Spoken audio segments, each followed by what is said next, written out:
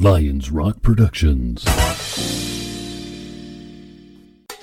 This is Jay Moore. This is Greg Cruz. This is Bryce Vine. This is Dexter from The Offspring. This is Nathan This East. is Sebastian Younger. This is Daryl This is Stuart Copeland. This is Mick Gillette. This is Andy Summit. This is Dr. Bob Greenberg. This is Gabby Reese. This is Rob Bell. Hey, this is John Leon Guerrero. Hey, and this is Pete A. Turner. Drop! And now, the Break It Down Show with John Leon Guerrero and Pete A. Turner. Hey everybody, this is Pete A. Turner from the Break It Down Show. We've got an album fight for you. Good Lord. I love putting these things together. And when I figured out that this lined up, the time, the importance historically, God, I love this fight. It was so much fun. And I think that our judges, who have both been on before, of course, we all know Brian Tice, who is always judging, at least unofficially, if not officially. I think this is like your 8th fight or something like that, Brian? Something. I've got a high number up there, yeah. And then we have Dan Rupert, a.k.a. DJ Noble. What's your DJ name, Brian? B-Dog Trillionaire. B-Dog Trillionaire, yes. And, of course, everybody knows that I'm the Saran rapper. We've got Daniel Rupert in from Dallas, Texas, and you can always follow Dan on Twitter at Dan_Rupert. And you can follow Brian. Go ahead, Brian. Give me your handle. Giants Brain 75. Because he loves the Giants. Sorry about your Giants this year, man. Yeah, it's all right. And so let's just announce this fight. Brian, why don't you go ahead and announce the fight, and then we'll go from there. Here we go. We got a couple of Rock and Roll Hall of Fame acts here. NWA with their debut studio album, Straight Outta Compton, going against the Beastie Boys' monster hit, License to Ill. This is crazy. I mean, when you talk about a small body of work, you're talking about the Sex Pistols, NWA, and these bands cruise into the Rock and Roll Hall of Fame. So this album here is important, and License to Ill was, just a beginning for a number of wonderful albums. Let's get Phil to do the official corner call. Phil, what do you got for us? Today's album fight is a 13-round battle of debut albums from 2 Rock and Roll Hall of Fame hip-hop groups. In the red corner, we have the biggest selling rap group of all time from New York City, Beastie Boys, and their debut studio album from 1986, License to Ill. And their opponents in the blue corner, with their hardcore gangsta lyrics, we have West Coast hip-hop legends from the streets of Los Angeles, NWA, and their debut studio album from 1988, Straight Outta Compton. Let's get ready to ramble. Take it away, judges. All right, now let's just go straight into Richard's pre-fight analysis. Today we see a battle of 80s hip-hop pioneers with 2 albums that helped start the push towards making hip-hop a dominant force critically, culturally, and in popularity in the music industry and really in the world. And while they are each very important, they are stylistically very different. One unrelenting and honest, the other sophomoric in the best possible way and super fun. This is again a battle of the popular versus the critically loved. Let's look at the patent pending number system and see what it says, and it says it's a dead tie. That's right. In looking at 11 different parameters, the numbers come out 4 for NWA, 4 for the Beastie Boys, and 3 ties. So this one is going to be super close. In the past, when we've seen ties or very close numbers, the judges tend to side with the critical numbers more than the popularity numbers. And that's where we see a distinction here.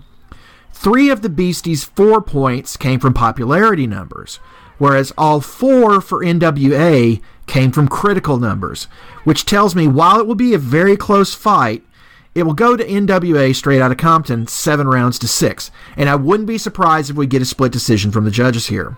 You can look for strong rounds from NWA in rounds 1, 2, and 8, and the Beasties' best rounds look to be 7, 8, and 11. So that is one common round, and that could be the decider in this fight. This looks to be a good one. Back to you guys.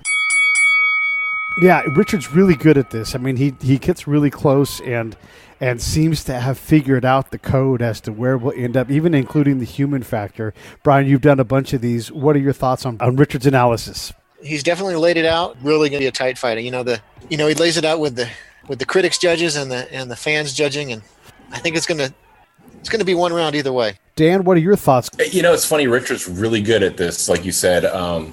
I think it's going to be close, but maybe not as close as he probably thinks at the end of the day. Well, I guess then we better go ahead and get started with this thing then. Let's go ahead and go round one. Dan, why don't you start us off? The first round, of course, is Straight Outta Compton versus Ryman and Steelin. Good luck. Yeah, okay. So I'm just going to go straight off the bat that the second you heard Straight Outta Compton drop, the first line, the first beat, the first everything, you stopped and was like, what am I listening to right now? Because this is genius. Looking at Rhyming and Steelin', love the song. Great song. But when you're going up against Straight Outta Compton, it's going to be really hard to do that. Ice Cube, that first line alone, anybody who's ever listened to rap knows that first line.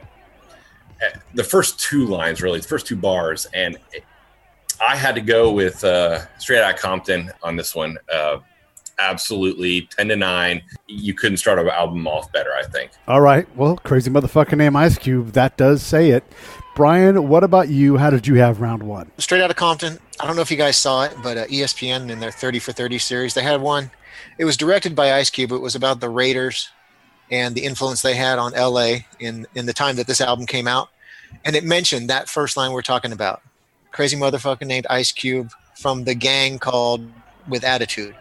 They didn't say crew, they didn't say group, they said gang. And, much like there was grunge before Nirvana came on the scene, there was gangster rap before NWA came on the scene, but NWA put it out there. This is the song that created the gangster rap genre. We get to hear Cube and Ren and Easy spitting bars and feel Dre's flow. It opened up the album and kicks in the door. And as far as kicking in the door, Beasties punch back with Ryman and Steelin'. They use John Bonham's drums from When the Levee Breaks. Yes. And Tony Iommi's guitar from Sweet Leaf. They get bonus points for historical and literary references to Captain Bligh, Davy Jones, Alibaba, Betty Crocker, and Colonel Sanders. But at the end, I feel like it starts to drag a little bit, and I'm giving this one 10-9 to NWA. Yeah, I'm with you guys. This is a really big, if you're going to start your album, and if you want to call this the first album for the Beasties, that's fine with me. But Straight Outta Compton comes in, and for me, it's all about that Barry sax, that wah.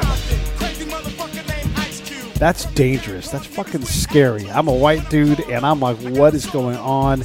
These guys are walking straight into the camera as they're singing this, and it's just what they're talking about. Yeah, it's just so crazy. Yo, my rep gets bigger. I'm a bad motherfucker, and you know this. But the pussy-ass niggas won't show this. But I ain't gonna give a fuck. I'ma make my snaps. I don't even know what the hell that even means. There's words there I'm not even supposed to say. That's how terrifying this song is. So, pardon the. Remember, I'm quoting. So when you hear when I'm saying the N-word, it's because of the quote. I've got to qualify that even. That's how terrifying the song is. I do have some notes from Ryman and Steelin'. It is a great song, and if you want to have a first song to come out to start your Rock and Roll Hall of Fame career, this one is pretty good. And I'll tell you what, this album, this song pushes the rap bar higher, because before this, there was a lot of pedestrian rap.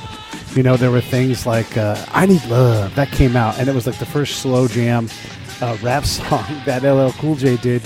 This whole album made all of that stuff before it pretty much irrelevant and historical. That's all it did. This is a turning point, and if you're going to be leading the rap genre, you've got to do better. And in 87, when I was in high school, all you had to do, because 86 was my senior year, 86, 87, all the DJ had to do was press play on this disc and just walk away for 70 minutes or however long this album is, and just come back, and we would have been happy just if you press play again. This song is fantastic. Like you said, Brian, you got Zeppelin and heavy beats, and just this is what you can do. This is how you put a rap album together, but it's still NWA 10-9. Okay, round two. Fuck the Police versus The New Style. Brian, tell us how you did it. All right, in The New Style, one song after they lift Bonham's drums, the Beasties have enough F.U. braggadocio to pair Jimmy Page with Underage. I love the wordsmanship they display. They got Pork and Beans with New Routines, Date of Birth with Did the Smurf, and Fly Blue Rental with Lincoln Continental. I love the feel. I love and then the song takes on this kind of rap battle hood anthem feel. As Fuck the Police, 30 years later, this song still resonates as current. Musically, the sentiment's been repeated over and over again. Ice-T and their Body Count song that I don't want to talk about. Rage Against the Machine, Killing in the Name. Even the Drive-By Truckers' recent song, What It Means. It didn't seem like we go 10 minutes without hearing strong opinions about Colin Kaepernick. As long as undeserved violence both by and against the police, it's going to continue to be a relevant song. The line, black police showing off for the white cop, it always reminds me of that. Another Ice Cube reference, the movie Boys in the Hood. They got that black cop, and he's always just roughing up the kids in the hood and telling them they're not going to be anything. And I think Singleton obviously knew what he was doing. He was pairing that guy with this song. So I don't advocate the violence against the cops that they're talking about in this song, but the cultural importance of it gives it the round 10-9. You're right.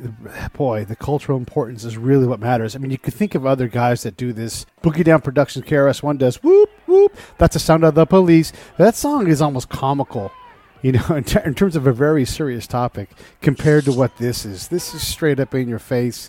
And, my notes on this is just like the opening court skit is fine, but man, Ice Cube puts this entire band on his back with his words. He's like, you don't know what to say? Here, say this. Here, say. Eazy-E can rap because Ice Cube knows how to speak in his voice. Dr. Dre gets to rap because Ice Cube gets Dr. Dre, and he puts words in everybody's framework, and it just is great. So this is a very, very powerful song. One of the quotes I pulled out, I'm a gangsta, but I got a flavor without a gun and a badge. What do you got? A sucker in a uniform waiting to get shot by me or another nigga. Well, that's not acceptable language where I'm from, but those guys are speaking straight from the heart, straight from the street. And that is just rock and roll as you get. When anybody's like, why is NWA going to go in the Rock and Roll Hall of Fame? That right there, taking on the entire establishment, not even being allowed to play live if at all possible. That's huge. That's a very, very powerful statement, and that's the height of art, is to get the establishment to take notice and reject you and purposely try to shut you down. That's you cannot have a better piece of art than that. Yeah, new style, all the things that Brian said. Jimmy Page, I make my quotes for sure because, come on, that's what he did. So. Still, NWA 10-9. Dan, how'd you do round two? Okay, so first let's go back real quick and look at the Beastie Boys' history to get to this point. They were a punk band who did a one-off song as a prank on a prank call that they performed. And Rick Rubin said, I have an idea. We get these Beastie Boys. And you could hear it throughout this whole album, that transition, that rock rap kind of transition that they did. As I kept listening through the album, and especially after the first two songs, you started hearing that musical influence in there, which was so unique. It led to like the Run DMC and Aerosmith thing. And it really did break barriers. It was a game-changing album. The samples that they were using with Hurricane, who was their DJ, and then, of course, Rick Rubin, was just something that we hadn't heard before. Drop the Bomb. They were using Run DMC. They were using some other albums. And it was just this collection of music that you could tell influenced them to get to this point. And then they were taking it one step further. So I thought that was just something that needs to be put out there as we're going through this to understand where they came from and why this album's so iconic. And especially when you hear something like The New Style or some of the tracks below. Just an amazing, new, fresh way they did stuff. Sea Caucus. Who talks about Sea Caucus? Seriously? Yeah.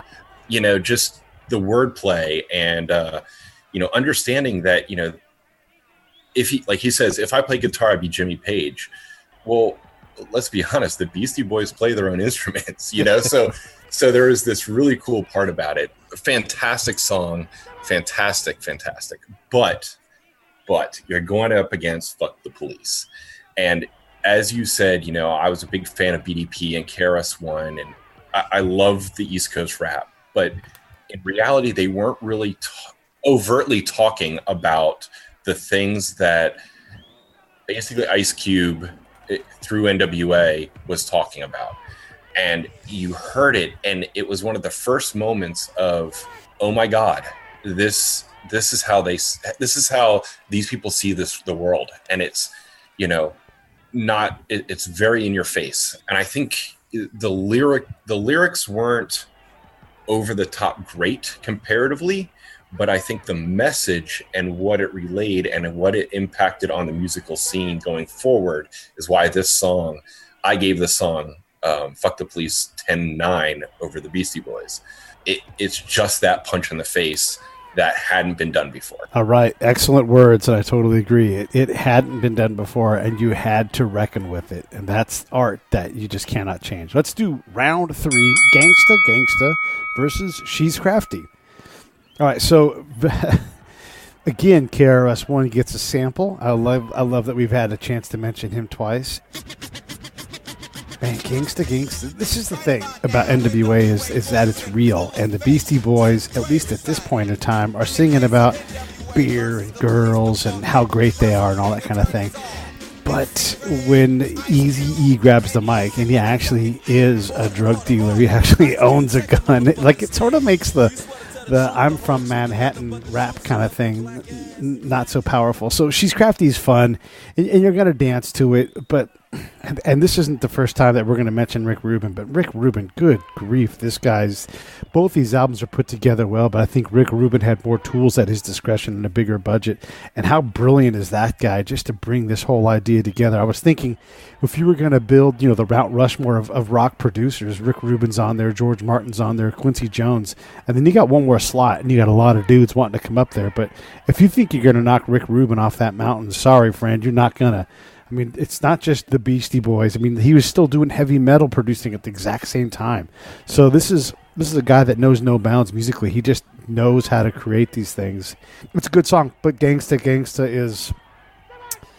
Come on. Gangsta Gangsta. This is just more real, and Cube writing for Easy, that's tough to beat. And it beats a song about, a girl who's a hoe. That does. 10-9. Dan, how did you have this round? I like Gangsta Gangsta. I do. Looking at it again was right in your face. It was talking about how they saw the world. But at this point, I'm starting to look a little bit like, okay, some of this is a little bit like the last two songs, a little bit of it. I think this song, though, did a really good job of showing Dr. Dre's talents in this one. But the interesting thing about this one was actually not written by Ice Cube. It was written by MC Ren. And you could tell that a little bit. You could tell the difference in style just a little bit. I wasn't a super, super fan of it. I do want to make a note that I think it's hilarious that Guar eventually kind of took from this a little bit. Kind of funny if you know Guar, but I just wasn't a huge like, oh my gosh, this is on par with the first two songs. Now, when I got to She's Crafty, okay, again, another Led Zeppelin sample, The Ocean from House of the Holy. And this gave you a little different sound than the first two. Just a little bit, and it was enough to make me stop and go, okay, now I see what they're doing. They're getting a little different. They're going a little funky. They're going a little, and similar, but just a slight change to it. So with that, I had to go with the Beastie Boys, actually. I went with them 10-9. What about you, Brian? How'd you have it? Gangster Gangster, it starts off with, Yo, Dre, give me that funky-ass bass line, and he does it, right? Mm-hmm. And, I think the Beasties, or not the Beasties, NWA, they really wanted to kick down the door on this album. They threw their three strongest songs right out the gate. And, they're not, in this song, they're not taking shit from anybody. They roll into a party and all the dudes scatter and they start scoping out the honeys with the big butts. They're bragging about shooting people, but the line that really stands out is it's not about a salary. It's all about reality. It's like they're saying this isn't for glory or payoff. This is what they got to do to survive. As far as She's Crafty, obviously, Dan mentioned it. They dive back into the Zeppelin well for Jimmy Page's guitar. The lyrics on this song, they just crack me up. From I think her name is Lucy, but they all call her Luce, all the way to the cab driver recognize her from the back of her head. Yes. The innuendo is thick, but they play around with it and they wordsmith the rhymes and they keep it, clean enough for radio play. So, for the lyrical trapeze act, I'm giving this round to the Beastie Boys 10-9. I do want to point out that in Gangsta Gangsta, we also had our first crossover reference where the Beastie Boys get sampled in Gangsta Gangsta, and that's pretty cool. Yeah.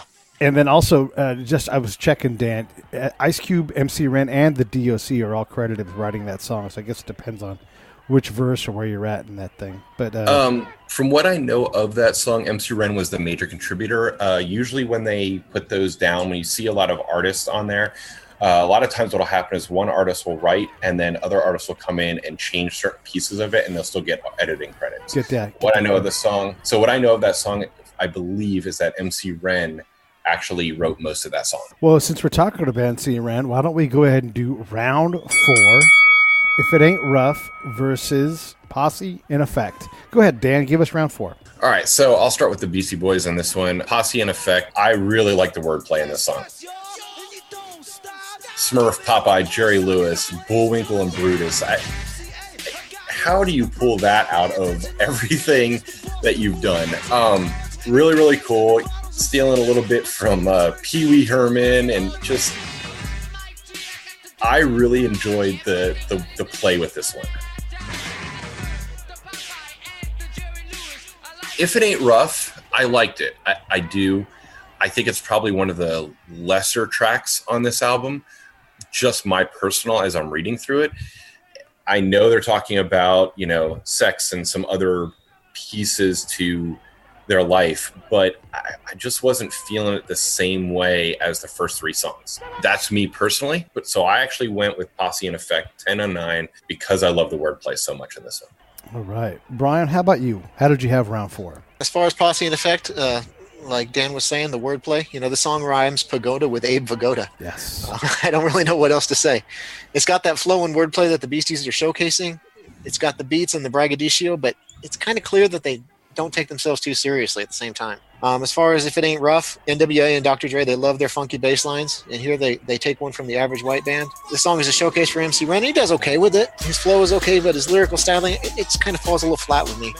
I didn't think this was a terribly solid round from either performer, but I gave it to the Beasties 10/9. Here are my notes from round 4. A lot of the same thing. Look, when you put together Ren, Yella, Cube, DOC, Dr. Dre, Eazy-E, I mean, we just know there's just not enough room at the top, and you've got to give Ren his chance. And the group hadn't really sorted out who was what. And it's not that Ren can't write, but like you, Dan, I just at some point you're going to fall off the pace. You can't just keep coming with the same thing. The first 3 songs, we were already noticing the fatigue, and Ren just can't. He doesn't stand up. And then, the Beasties have a good song here. I wouldn't say it's a great song, but it's a good song. And like you said, it's always fun. The wordplay, the call and the response, just the weaving in of the rhymes and the voices. They're fantastic at that. And so if you're going to have a weak round, you can't have it against this album because the Beastie Boys just don't have a weak round in them. This is their weak song, really, just about. There might be one other one that's not great, but If It Ain't Rough just isn't good enough. So this is Beasties 10/9 for me. Let's go ahead, Brian, have you do round 5. Parental discretion is advised versus Slow Ride. All right, parental discretion is advised. It kicks off with a guest spot from the DOC. He takes verse 1 before handing the mic to Dre. At this point, Dr. Dre's production skills are miles ahead of his rapping. By the time the Chronic comes out, he has a great flow, but here he feels uneven. Ren, Cube, and Easy finish it out, but there's still something that just isn't there on this one. Slow Ride, obviously, is the Beasties over a real familiar tune, and they layer it on with that familiar and comfortable flow and the wordsmithing that I continue to love. The use of irony. So I reached into the Miller cooler and grabbed a cold bud, or I'm fly like an eagle and I drink Old Crow. And then you got their playfulness. And I'm a gangster, I'm a prankster, I'm the king of the Ave, and I'm hated, confrontated for the juice that I have. The wordplay, again, is going to give it to the Beasties on this one, 10/9. When NWA doesn't get there, the grid is gone, and that's it. The beats on this song are dated. A lot of the techniques used, this is not a song they probably played many times, after. I'm sure if Dr. Dre was to go on tour, this wouldn't get played. It's not a shining moment for them. It's not a bad song, but it's very dated. And there's so many songs that are so much stronger on this album. So that goes against Slow Ride. And you got our first mention of Brass Monkey, which for whatever reason became a theme on this album. And I would love to know more about. I love the Latin vibe and the horns. This isn't great Beasties, but again, it's better than what subpar NWA is. So it's a close round, but it's 10/9 Beasties for me. Dan? I'll start with the Slow Ride. I like the wordplay in Slow Ride. I like the little use of Lowrider, by the way. Shout out to War. Although I kind of, towards the end, I was kind of like, I'm ready for the next song. Looking at it comparatively to Parental Discretion, the DOC being on this was more historic than most people would have realized at the time. And I think him being on it, and then the way Ice Cube gives a little bit of a shout out to Kid and Play in this song. Yeah. I think, kind of just gave this just a little bit of a nod. So I actually went 10-9 and Parental Discretion, only because I think it was just a little more impactful with DOC. And so I went with that. I found that a bunch of these rounds were like that, where it could have been like, this historical significant thing was important for me. So I totally can see that. Let's do round 6. And we're going to start off with Girls. I love that the Beastie Boys are changing things up. And this is a song that mostly just probably gets left behind on the tour. Because these guys evolve way beyond this party rock kind of thing. But in the time, like, this song was a lot of fun. And I loved the Beasties growing up. I mean, this was such a great song. And then if you had a good friend, like one of you would go, Girls, and then your buddy would go, bop, bop, bop, bop, bop. It was just fun to do live. And anytime this music came on, you wanted to sing it. And that's Girls. And that's such a powerful thing. But let's be honest, against this other stuff that's got grit in it, it becomes sophomoric when you're thinking about these girls in this way. Also, I like that they take a shot at Brass Monkey and 8 Ball. I don't drink Brass Monkey, like the beat funky, nickname Easy-E. I think it's fun when these things happen in consecutive rounds. The Beastie Boys introduce Brass Monkey in a album fight, and then the next round, Eazy-E's like, yeah, fuck Brass Monkey. I'm an actual gangster. So this is great. I love how Cube writes for Easy. I love that he gets his voice. And 10-9 NWA. Dan, how did you have round 6? Girls, like you said, is iconic. The beat, the bell, it just, you knew it. If somebody went, Girls, wherever you're at, somebody's going to say it. Yeah. Looking at it against 8 Ball, though, first off, let's be honest, this is one of the very few remixes actually featured on the movie Straight Outta Compton. So that's got to tell you something on how the group feels about this song. Secondly, the words actually in this one was a lot better. Of course, written by Ice Cube, but the words in this one just were, you could tell there was a little bit of a difference. I thought Girls was a little short, got a little hokey towards the end with some of it, but it was a fun song. So I actually gave it 8 Ball, 10, and of course, Girls 9. Brian, how did you have the round? Girls, like you guys have both said, it's an iconic song. It's a fun song. I've heard it thousands of times. I think it got played at every college sorority function I went to. The drums and vibraphone and that, bomb, bomb, bomb, bomb, the backup vocals, they make for a nice effect. I read somewhere that the Beasties never actually performed this song live, so that kind of tells you what they thought of it. As far as 8 Ball, there's so much going on here. I know it's a remix of a previous release, but none of us ever heard that release, right? So I'm not going to count that. There's so many samples and layers that are being laid down by Dr. Dre here. There's Public Enemy, Marvin Gaye, AC/DC, Eric B. and Rakim. Even multiple Beastie Boys songs are being included on this one. It has the potential to just be this mess of noise, but he makes it so smooth. And then Easy just lays down the vocals right on top of it. And I love how Easy spends the whole song just talking smack. And then at the end, he admits that Ice Cube wrote all the lyrics. So in the end, I give this one 10-9 to NWA. Pointer Sisters also got a Cool in the Gang, Cool Mo D. Eazy-E got referenced in as he referenced himself. I know. I didn't write them all down. No, I know. It's so great, though, that the Beastie Boys are just ahead of them, just far enough that they were probably changing their stuff as they're writing it, because that also shows you the importance of that album, is that it was changing the most real rap that was about to come out the door the next year. So it's fantastic. Dan, round 7, let's do it. Let's go Something Like That versus Fight for Your Right. How do you deal with that? Go ahead. Let's just lay it out flat. You don't. Okay. But we're going to give it its due. Again, this is another MC Ren track. And if you haven't gone back, if you're listening to this right now and you haven't gone back to listen to the difference between Ice Cube heavy writing on a song versus MC Ren, you can absolutely tell now that years have gone on, and you can look back on it and look back at what Ice Cube has done and how he's been over his career. So, I don't think it was a terrible song. The pass the mic back and forth type thing was really kind of cool, but you're going up against Fight for Your Right. And this song, more than I think any other song, was the gateway from the original Beastie Boys, which, by the way, included, I believe, the drummer from Luscious Jackson. Just throw that in there, who eventually actually has done some work with them later after she left the band before they went to rap. But that being said, it showed their rock roots. It showed their punk roots. It showed who the Beastie Boys were and who they were going to become. Rick Rubin here, there's not enough that can be said about the genius of Rick Rubin. All the way up till now with, having Johnny Cash redo Hurt, that's not even the genius. This was the genius. To see that this is what rap could become and would become. I'm sorry, Beastie Boys 10-9. It's a good call. Brian? As far as something like that, DJ Yellow, he spins on this one as Dre and Ren trade off on the mic. And I think the beats take a step back from what we gotten used to from Dre.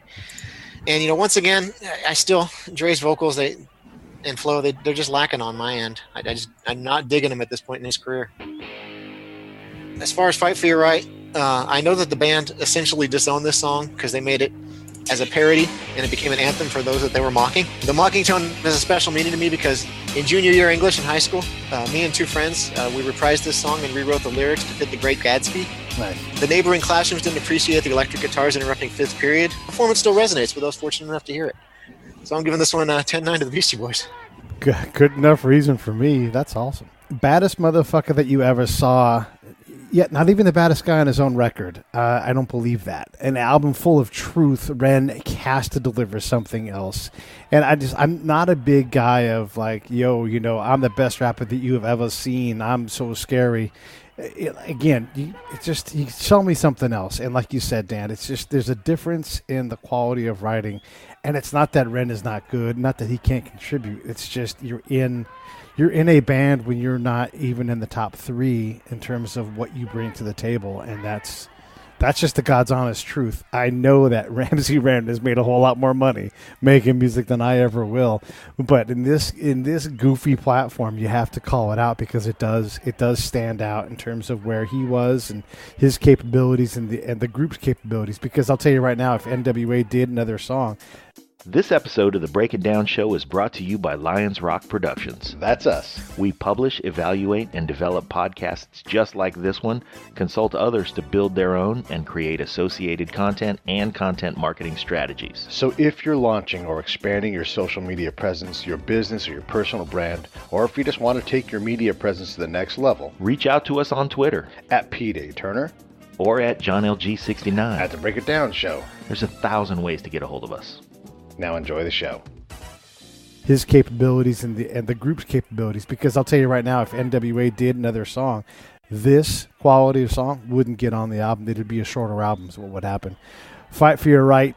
This was a hit from day one. I know that the Beasties didn't like it, but how luxurious are you if you have this great of an anthem and you're like, yeah, that whatever, we're never going to play that live and we don't care about that. I mean, you accidentally throw something together and you're so hooky, you're so catchy, you're so compelling that you can just throw this away and never have to even worry about it, and yet cash every single check that comes in for this song. I listened to because I didn't really want to hear something like that anymore. I listened to Twisted Sister's the I Want to Rock song that they do just to see the difference, and they're so similar and they're so fun and they're both anthems, and so I love both of them. Beasties 10-9. All right, let's do round 8. Express Yourself versus No Sleep Till Brooklyn. Good fucking God, this is a hard round. Go ahead, Brian. No Sleep Till Brooklyn, right? Slayer's Kerry King comes in and lends his guitar to this one. The Beastie Boys genre at this point, they call them rap rock, and this song kind of leans more towards the rock end of the spectrum. And I know that this song was the walk-up music to Rich Aurelia, and I think pretty much every other Brooklynite ever playing Major League Baseball. Express Yourself. It's another Dr. Dre showcase over the Charlie Wright and the 103rd Street Rhythm Band's soulful classic. Again, Dre's flow fails to impress me. I've heard so much of what he becomes that it's frustrating to hear him this way. The nutty thing about this song is it's about individuality, self-expression, and restricting censorship, yet it's the only NWA song that doesn't have any profanity. In the end, though, I wound up giving this round to the Beasties 10-9. That's excellent. Great note. Oh, man. All right, so look, I don't know what the hell to do with this. This is such a hard round, and I was wondering, like, I try to make the no ties rule, but honestly, sometimes you have to do it, and I worked hard to get there. I did not score this one a tie, but easily could have. Jesus Christ, Cube is so good at writing. He was so developed even back then, and then he got better later on. This is such a strong song with the sampling, the way the words do it. I love it. I love it. Express Yourself so much, and then No Sleep Till Brooklyn is, it is another anthem, and it's another party rock thing, and I have to go with Truth over party rock. I'll go a tight 10-9, only because I think Express Yourself matters more socially. Dan, take a crack at it. All right, so I know the rules, but this one I had to break. So going to the Beastie Boys, first off, shout out to Motorhead, because this was a little bit of a tribute, takeoff of Motorhead, if you didn't know that, No Sleep Till Hammersmith. I love this song.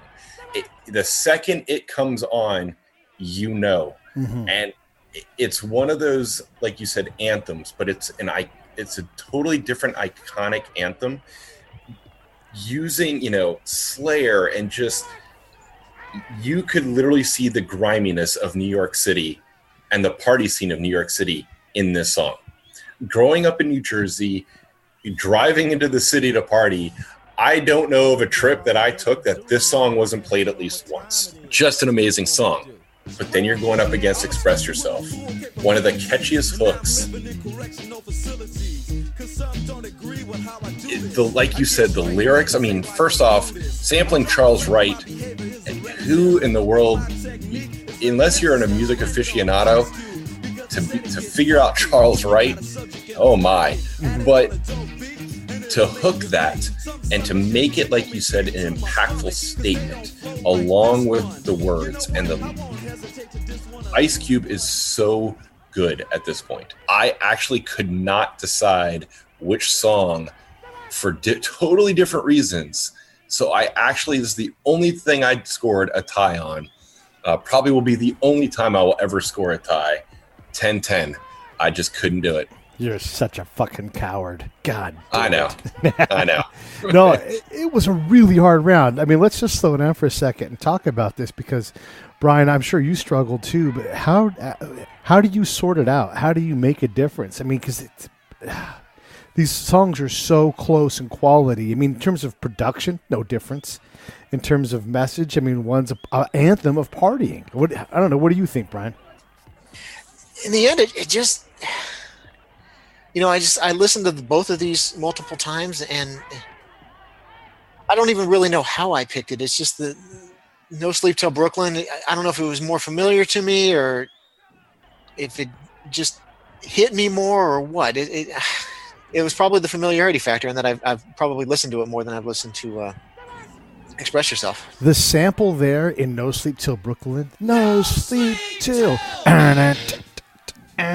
It's like that was written for that fucking song. Like that was actually made that way. Except it's AC/DC, right, which is so outlandish. Yes. It's what if that might be the best sample of all time? It might just it's up there, because it doesn't even feel like a lot of times you're sliding things in, but that is just, it's made for that song. God damn, it's good. All right, let's move on to round 9. Compton's in the House versus Paul Revere. This one is not as close, fellas. Compton's in the House. So some cool shaker-like sounds, and I think there's a little bit of playing with directional things, and they reverse some sounds, so probably some Beastie Boys influence there. But this is MC Ren, and like you said before, Brian, Dr. Dre hasn't quite got his flow down, and here's what I've learned from this album is that MC Ren cannot carry his own song. He can be part of the group, but for him to feature, it's just not going to come out well. versus Paul Revere, which is a song that is awesome, written by Run and DMC. This is for me. Here's a problem here. Compton's in the House is probably the weakest song on the album, and Paul Revere is instant sing-along, way past any kind of, it's like beyond a hit. It's not going to be old ever. And so for me, this is a double knockdown round. This is a 10-7 round. What did you have, Dan? I probably would have gone a bigger triumph on this. However, looking at Compton's in the House and the influence and what songs eventually sampled from that and the influence to it. Forgot About Dre with Eminem and Dr. Dre, Compton's Most Wanted album, Snoop Dogg, DJ Quick, even Prodigy of Mobb Deep used this, and The Game. I was like, well, let me listen to it again and see what they saw. Maybe there's a reason why they're pulling this out a little bit. While, again, you could tell this was a totally not an Ice Cube written song, I do think it was interesting with the Dr. Dre and MC Ren kind of exclusives on this. So I thought that was kind of interesting. But then you're going up against Paul Revere. Yeah. And it's a song that is just so different than what you were expecting. And it was unique. It was a story. He starts off with, now here's a little story I've got to tell about three bad brothers you know so well. And you know what? They told the story. And it wasn't a way of flat out telling the story, but when you start reading into it, you're like, yeah, this is the story. I get it now. So with this, I absolutely had to go Paul Revere 10-9. Like I said, if it wasn't for the influence later, probably would have been a bigger defeat in this round. Brian, how about you? You know, Compton's in the House that actually samples from something like that, which we just heard 2 rounds ago. Yes. Love it. For what it is, as a house party or a block party jam about neighborhood pride and calling out pretenders, it's good. If you're not from Compton, it didn't really mean much to you, so I kind of feel left out. Now, here's a little story I got to tell about Paul Revere, this is easily my most quoted from Beastie Boys song. I can't play wiffle ball with my daughter without the song coming into my head, which is probably a bad thing. Horrible. Let's talk about wiffle ball. Much like Straight Outta Compton or 10th Avenue Freeze Out by Springsteen and the E Street Band, it's the origin story of the Beastie Boys, except this one's totally made up. Of all the voices we hear on both of these albums, MCA's flow really stands out the most to me, even over Cube or Easy. Now, I got the gun, you got the brew. You got 2 choices of what you can do. I just love the way his voice flows, and I didn't give it a knockdown. We're looking at 2 Hall of Fame acts here, and it really, really, really, really had to be a knockdown, and it just wasn't quite there. But I did score this one 10-8 for Beastie. Paul Revere used the reverse bass, and how about Adam Yauch for seeing that? These Grand Canyon leaps these guys are making, and they're landing them. Just such a fantastic song. Boy, that was a great round. All right, round 10. Dan, this is going to be I Ain't the One versus Hold It Now, Hit It. Okay, so Hold It Now, Hit It, I actually love this song. It's slight nod to Dougie Fresh and the Get Fresh crew. Love that. Also a little bit of a thing to Kool and the Gang, very funk-driven. I love some of the play on words, for real, not phony, OE and Rice-A-Roni. Just fun with the words. Pud slapping. I mean, seriously, who says pud slapping? But again, it was starting to get into the over party atmosphere on this song. Loved it, but again, sniffing glue, beer drinking, just, when you go up against I Ain't the One, and you have another Ice Cube, obviously heavy influence, just the wordplay again. Ice Cube himself can write and wordplay with just about anybody, save a handful of people.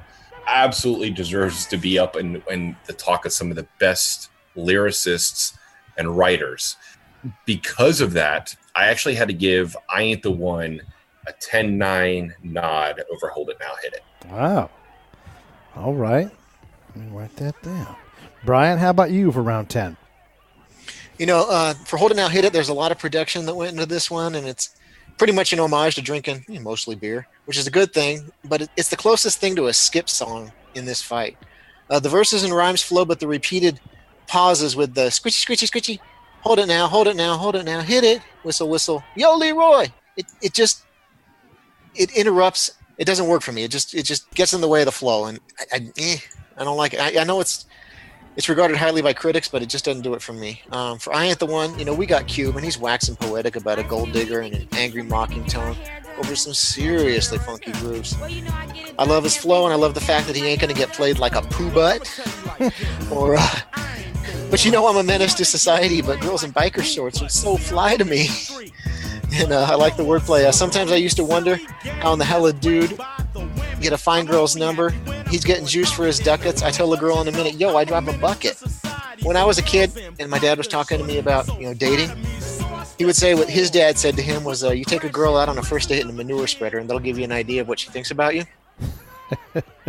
I had this red truck, which wasn't much of a step up from manure spreader, but that's what I drove when I met my wife. So my dad's advice worked. In this round, I gave it a 10-9 to NWA. I love it. I Ain't the One for me. It's good, but again, we're talking about bitches and hoes and how he's a smart ladies man. But then, he's not going to get taken advantage of. I just don't care. I just don't care. If you're so smart, why are you in that situation? Then you're not getting taken advantage. There's so many stronger songs with stronger messages, and I know everything can't be heavy, but this song didn't resonate with me, and then I completely disagree with you, Brian, so I'm probably wrong because Dan agrees with you, but I loved all of the hold it now, hit it. I love a whistle on a song anyhow, but if you listen to that, the scratching, the shout out to Leroy, it's just fun. And when I look at this in this format, let me just say that, in this format, when you hear the two songs, I just think the importance of whatever NWA is doing is not there in this song, and the fun is always there with the Beastie Boys. I wouldn't skip this track. I love it. I think it's a lot of fun. Beastie Boys, yes. I like that deaf stuff, boy. And they're also drinking Monkey again, which is fantastic because everybody wanted to know what the hell Brass Monkey was, and there was no internet back then, so how the hell did you look it up? I don't remember how I even figured it out, but it's not one of those things you could just grab your phone and figure out what Brass Monkey is. Still, this is going to be a 10-9 round for me. Let's go ahead and do round 11. Good gracious, this one was hard for me. Dope Man versus Brass Monkey. Brian? All right, Dope Man, we got a hard-hitting song about people who sell drugs and those people that are enslaved by them. This is another track that invokes images of Boys in the Hood to me.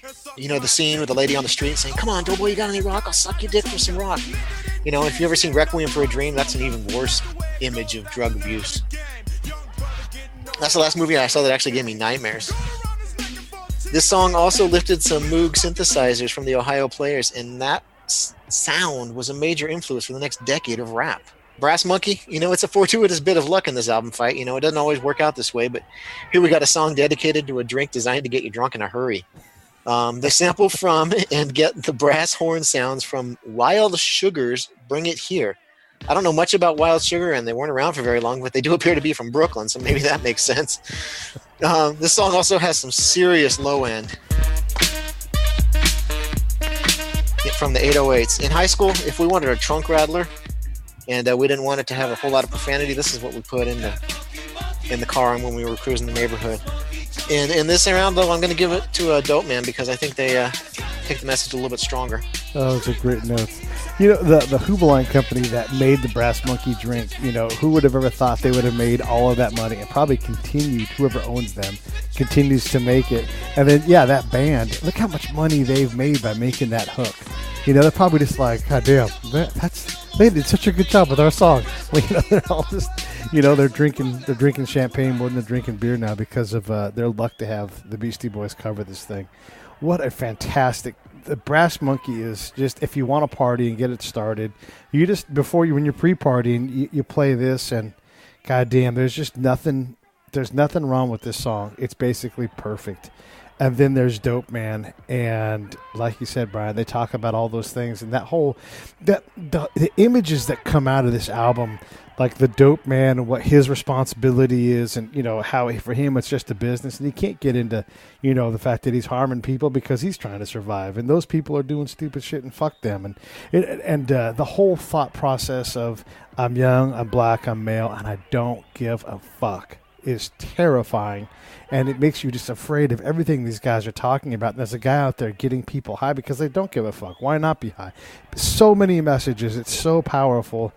But Brass Monkey is so goddamn good.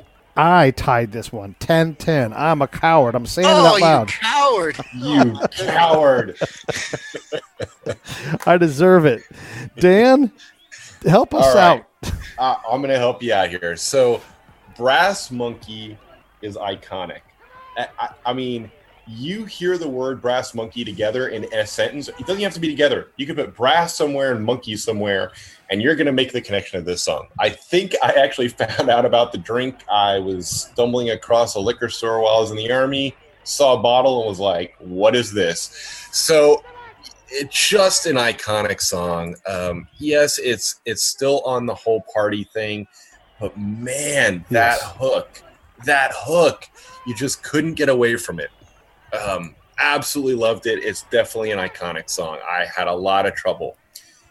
The thing is, when I got to Dope Man and I listened to it, and I was like, God, this is such a good song. I'm like, you, Pete, how do I do this? Yeah.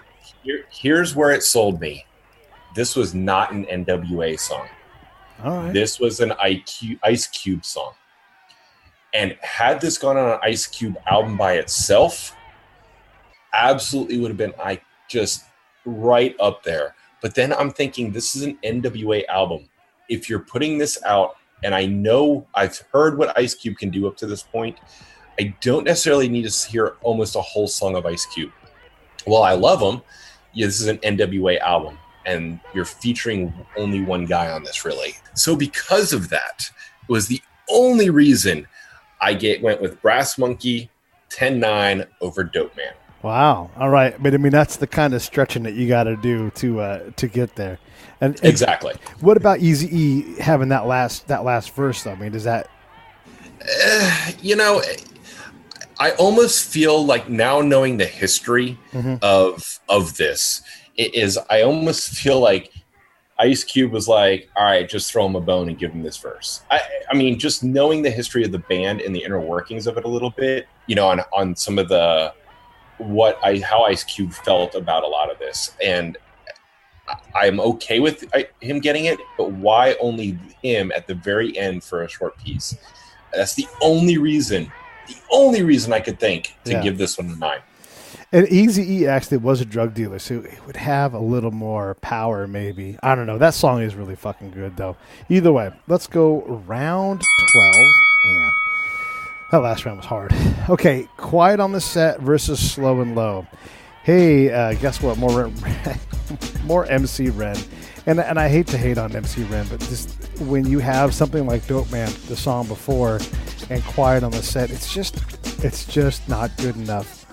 All this, like these rhymes are not that great. Like, it's a spot and it's hot and I'm a walking threat and you better bet. And it's just very simple, and it doesn't feel like it has the same quality of all of the other lyrics in both albums. The interplay between the Beasties is just so smart.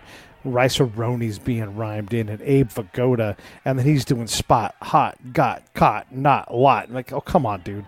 So it just is not enough. And we've got another Run DMC written song.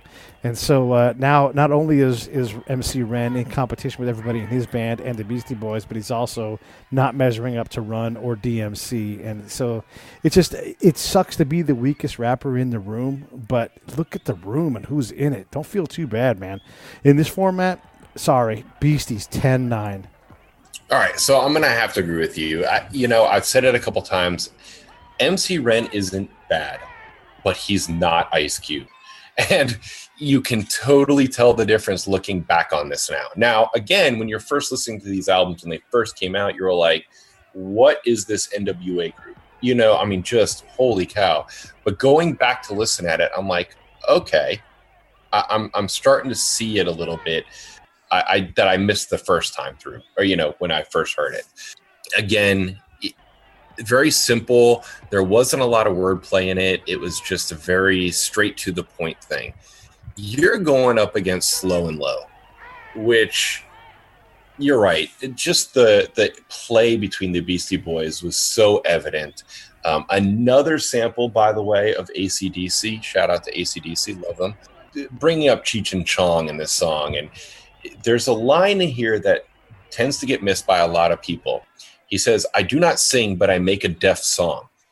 And you have to remember the album label they're signed to. And so people started using the word deaf for a lot of things. But in reality, this was also a play on the record label. So with that, I had to go with Slow and Low, 10-9. All right, Brian, how'd you have round 12? All right, Pete, you've been in my car, right? It's not a flashy car. It's a Scion XB. It's got 102,000 miles on it. I bought it because I needed a car and it was cheap. You know, it's made by Toyota. It's dependable. But the one thing about it is the stock stereo is pretty good. And, you know, I usually listen to the radio or podcast or music around 20. But I know that the dial maxes out at 63. And this is one of the reasons, this song is one of the reasons why I know how high it goes. I just can't help it. When this song comes on, I just crank it all the way up, you know. Like I said earlier, in high school, it was Brass Monkey, but now, you know, I'm sorry, Benicia, if you hear me going down East 2nd and you hear Slow and Low, I just can't help myself. For Quiet on the Set, MC Randy does a good job on this song, you know, dropping rhythmic rhymes from a Radio Cat. You know, he weaves his way around the beats, but NWA doesn't stand a chance in this round. Only losing this round 10-9 is a moral victory. Yeah, I agree with you. All right, well, that was the penultimate round. Now let's go ahead and get into the final round. Round 13, Something to Dance To versus Time to Get Ill. Hey, a couple of dance tracks. Let's see who wins. Why don't you go ahead and kick us off, Brian? All right, you know, Something to Dance To. Arabian Prince, he comes back and he rejoins his friends for this one. His Dr. Dre and DJ Yella throw out a world-class Wrecking Crew style throwback jam. You know, just like on 8 Ball earlier in the album, they're tossing out so many sounds, but they work. You know, I looked it up, and they only sampled 6 songs, including Sly and the Family Stone and the Mighty Mouse theme, but they mixed in so much more. After an album full of songs with these heavy tones, this is just a fun song to move to, and I think it works really well. Time to Get Ill, it's almost like the Beastie Boys, you know, in preparation for this fight, knew that NWA was throwing all these sounds in the song, so they did the same thing on this song. Yes. Love it. They're hitting us with a barrage of sounds. I found 14 credited samples. Barry White, CCR, Zeppelin, Steve Miller Band, AC/DC, Kool and the Gang. You know, NWA gives us the Mighty Mouse, and the Beasties come back with Green Acres and Mr. Ed. Yes. But in my mind, this song, it gets lumped together with Hold It Now, Hit It, which actually sampled from this song. And it's not a skipper, but it's not a winner either. It's in the end, it kind of feels uneven. There's just too much going on. They don't put it all together quite like NWA does. So on this one, I give it to NWA 10-9. All right. For me in this round, yeah, it's 2 dance songs. So look, Something to Dance To me sounds like something a college intern does at the Cool Urban Beat magazine show from the 90s. You know, it's just got that kind of that orchestra hit, bam, bam, bam, bam, bam, you know, that kind of thing. And it's like, all right, you know, and the fast moving keys kind of give it that, you know, walking along on the street and, you know, now we're going to go over and check out this place. It's just a magazine show of a song, and it's fine. But later, if NWA had survived, these kind of songs wouldn't have made it, or they would have been a lot better. It's okay. Even Eazy-E says this track is whack, and I agree with him. So there's that. Time to Get Ill. If you want to dance to something, this is better. And you don't take on the Beasties when it comes to having fun and partying or dancing. Shame on NWA for even trying to ape the style of the Beastie Boys. This is not what they do well. I could drink a quart of monkey. One more time they talk about Brass Monkey, and there's a whistle, Brian. I know. So I give it to them 10-9. A close round, but let's just call it 10-9. Dan, close us out. I will happily close this out on this one. So, again, thank you for the shout out to Arabian Prince earlier. Doesn't get enough credit in hip hop. However, knowing the original strategy for NWA was going to be this type of music, this electro hip hop hop fusion thing, it came off so weird on this album to me, you know, just after everything I've listened to. And then there's this. And, you know, Arabian Prince eventually went on, and, you know, he influenced will.i.am, LMFAO, Black Keys. I mean, just all of these almost poppy hip hop groups, which is fine.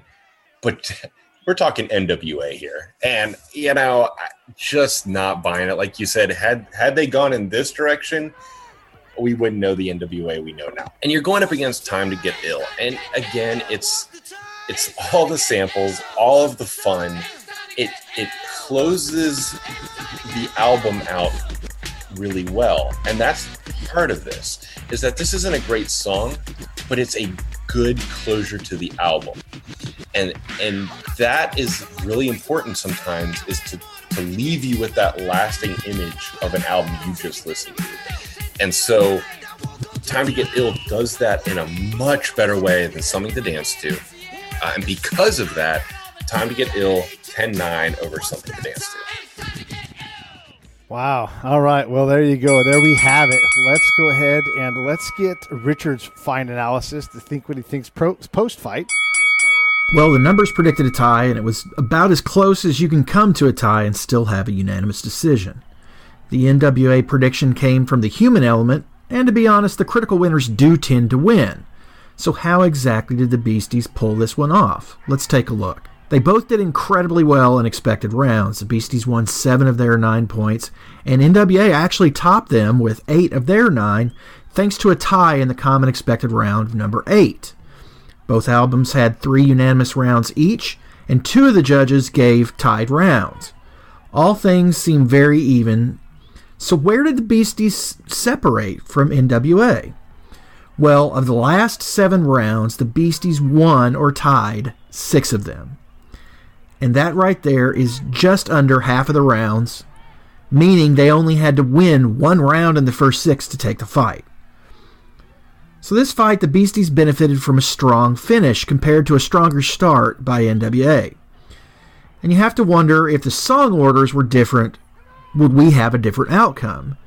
This was a good one, but it's in the books. The Beastie Boys win. Back to you guys.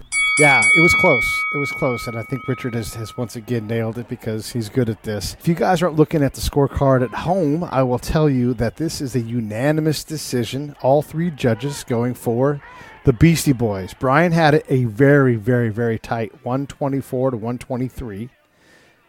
Dan had it 125 to 123.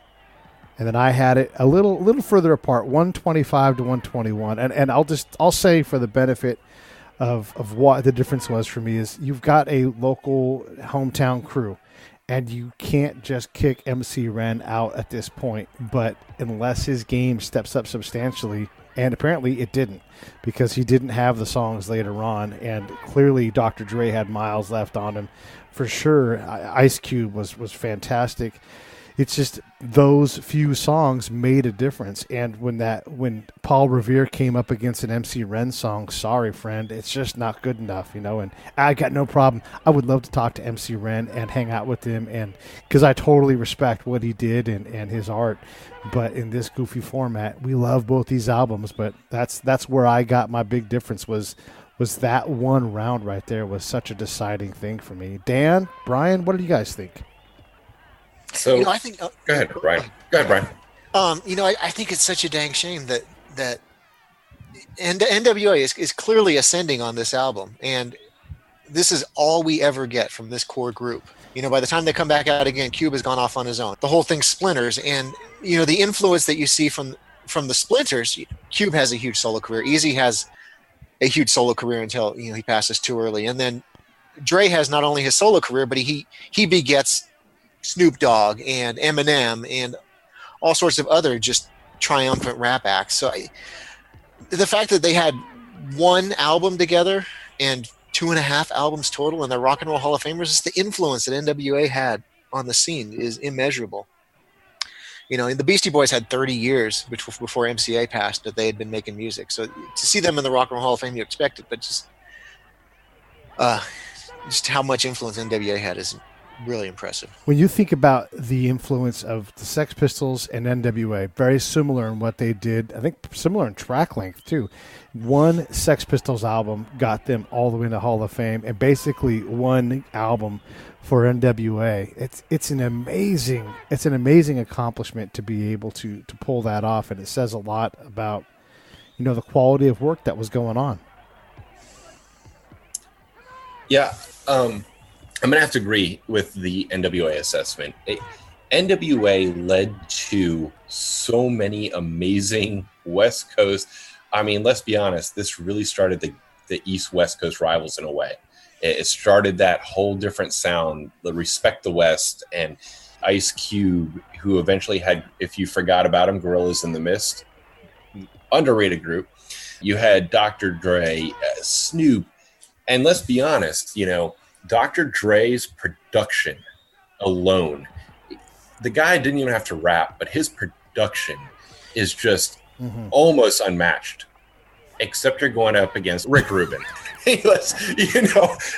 Good Lord, it's these two heavyweight producers in a way, and you're just like, how do you do this? But it's the Beasties, and the Beasties were able to do something and garner respect in an industry that, let's be honest, white people at the time did not have the respect. That they were not seen as a viable source of rap music, hip hop or rap music. And the Beastie Boys, influenced so much of Third Base and even Eminem himself, and just, Eminem's latest album, if you've heard it, Kamikaze, fantastic, by the way. The album cover is a nod to this album. A nod? It's a straight ripoff. Pretty much. I'm going to call nod, but okay. The influence the Beasties had on the entirety of music. I mean, Judgment Night soundtrack, if you've never heard it, you can definitely tell it's rock rap fusion. And where did that start? The Beasties. So yeah, I'm going to have to say the influence on NWA is amazing, but it's the Beasties, and it's Licensed to Ill.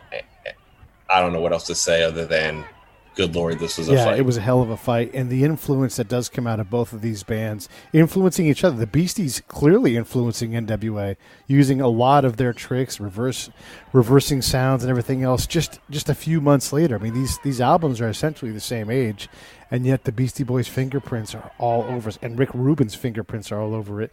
And if you were to look at where the Beasties go from here, it's incredible, their evolution to what they really became. I mean, Paul's Boutique is such a different and significantly, I think, better album, because it's not just party rock. They get into different places.